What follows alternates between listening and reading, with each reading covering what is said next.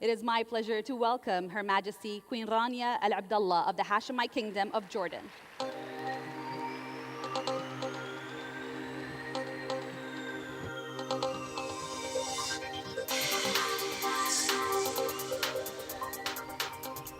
As it is an honor to be here with you today, so is it a pleasure to be part of a conference that focuses all of us on an issue as crucial as our very lifeblood: energy.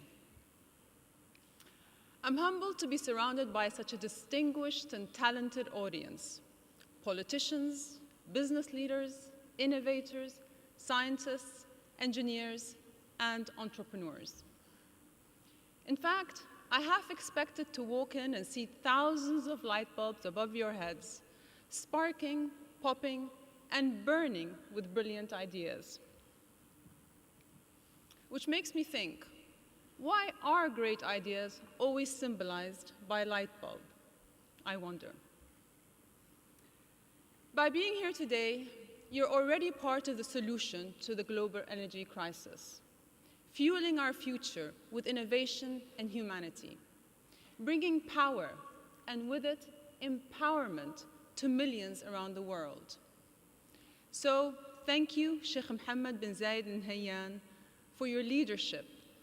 Yours is a bold and courageous leadership that we need on this issue. Thank you, Masdar, and thank you, Abu Dhabi, for bringing us all together.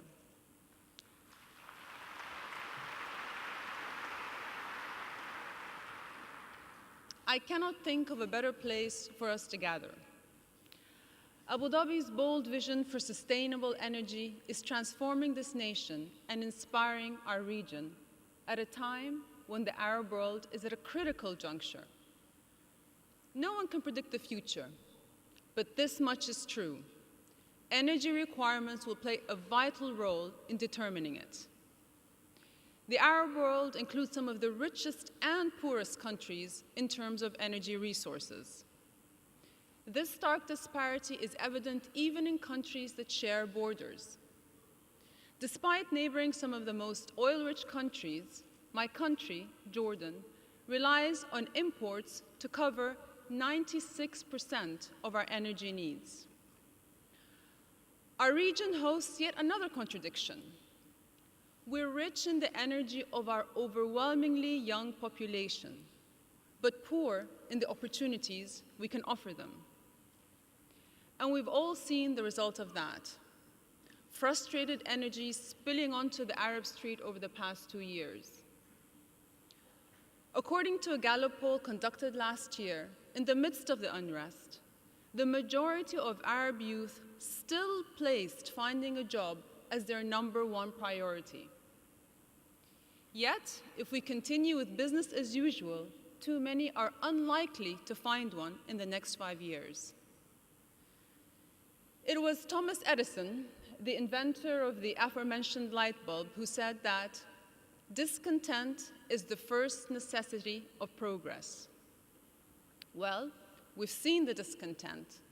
Now, let's work on the progress.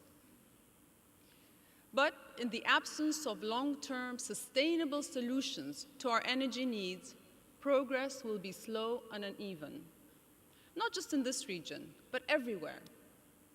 Today, 1.4 billion people, that's 1 in 5 in the world, still cannot access grid electricity. For a billion more, access is unreliable. And without sustainable energy, there can be no sustainable development. You and I know that there are no technical barriers to universal access to modern energy.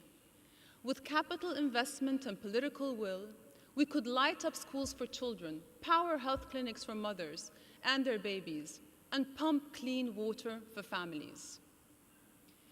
With new energy, we could fuel a solar revolution, bring about a boom in the science, engineering, and manufacturing fields, build green industries and green jobs, and open new markets for aspiring entrepreneurs. Proven, innovative solutions exist, and I'm proud that many of them are coming from the Arab world. I'm proud that in Jordan, Bedouin women are training to be solar engineers, swapping unhealthy and expensive kerosene lamps for solar power, and in so doing, freeing up money for their families.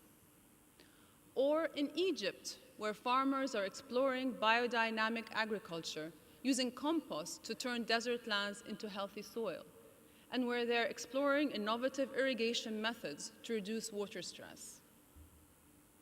I'm proud of Abu Dhabi for its global leadership in sustainable development, and Masdar City, a testbed for renewable energy and technology. And I'm pleased that for the first time, this conference is engaging and encouraging high school students to find innovative energy solutions through the Zayed Future Energy Prize. But while there are many examples of new energy technologies, there are still too few and far between. They must be streamlined and scaled up, made cheaper and more efficient. Ladies and gentlemen, there is an industry waiting to be tapped, and the Arab world is perfectly positioned not only to tap it, but to lead it. In so doing, we will be addressing one of the key fundamentals to a more corrective course for our region, using the potent energy of our people to chart the way forward. Let's be inspired by Edison. I have not failed, he said. I've just found 10,000 ways that won't work.